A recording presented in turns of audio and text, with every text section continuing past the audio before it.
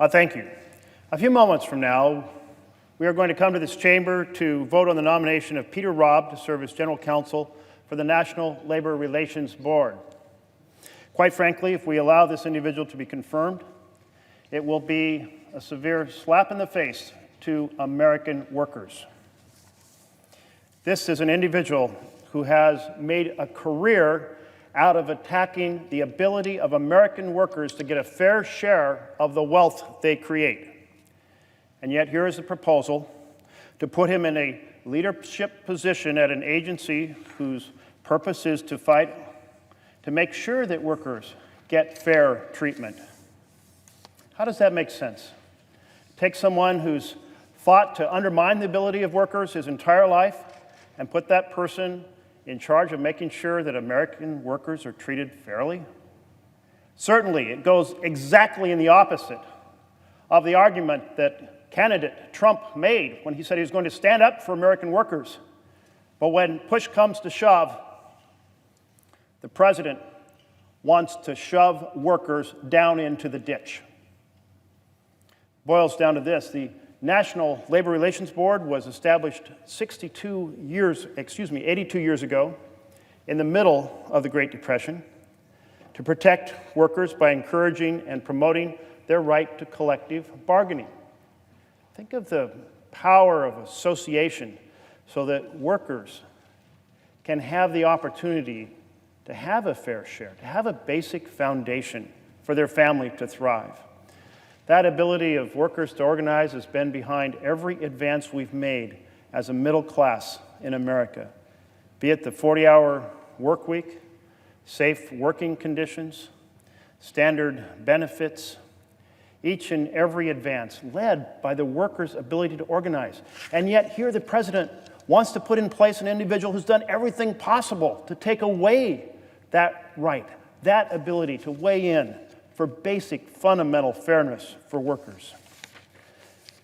The responsibility of the National Labor Relations Board is more important today than ever. Oh, we have seen the impact of policies on behalf of the privileged and the powerful, income stagnating, while the wealthiest Americans see their riches grow right up to the skyline. We have seen as anti-worker forces throughout our country have led an assault in state after state after state on the right of workers to organize and to secure safe working conditions and fair wages. Here we are at a time when America's workers have seen 4 decades in which their wages have been flat or declining, while the rich and powerful have stripped off the growing wealth of this nation for themselves. Income inequality has soared. Wealth inequality is massive. And here is one more person being nominated to accentuate that inequality. Inequality in wealth, to accentuate that inequality in income. Back in 1981, when Mr. Robb was lead attorney on the case to decertify the Professional Air Traffic Controllers Organization, the union was striking, and Mr. Robb helped President Reagan break that strike, resulting in the firing of 11,000 striking workers. And as commentator at the time said, forever, quote, undermine the bargaining of American workers and their labor unions. When he was last working on the team at NLRB, this nominee was there. We saw, and this is recounted in a book called Right Turn, altered the long-standing policy, narrowing the scope of activities subject to traditional National Labor Relations Board protections, broadening the permissible range of employer conduct and union representation campaigns, lowering the costs to employers of unlawful activity, and otherwise narrowing or excusing the employer to make changes subject to bargaining without informing unions before the change was made, or by permitting employers wider latitude to end the bargaining process by declaring impasse. More recently, Mr. Robb represented Dominion Energy, successfully defeating a union organizing drive at the Millstone Power Station, bragging on his firm's website that he was able to delay the election for, quote, more than 2 years after the day the petition was filed. As an individual, he doesn't want workers to have a fair chance to vote on organizing the union or to work to press for a first contract or to seek fair wages.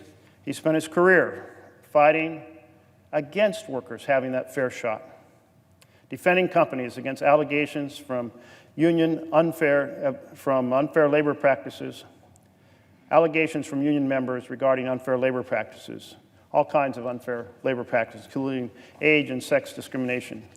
Never once in this long career has he been on the side of the American worker. Not once. Therefore, he has no place to be at the head of an organization intended to support the ability of workers to organize and to press for a fair share. It is unthinkable that this nominee would ever even come to this chamber. It is certainly part of an endless stream of attacks by the privileged and powerful on working Americans that has kept their wages flat and declining for 4 decades. When are we going to see an end to this sort of oppression of the powerful class against the workers of the United States of America? One act after another by this administration, President Trump and his team, undermining fair wages for workers in this nation. It is outrageous. This nomination is outrageous, and I encourage my colleagues to vote no.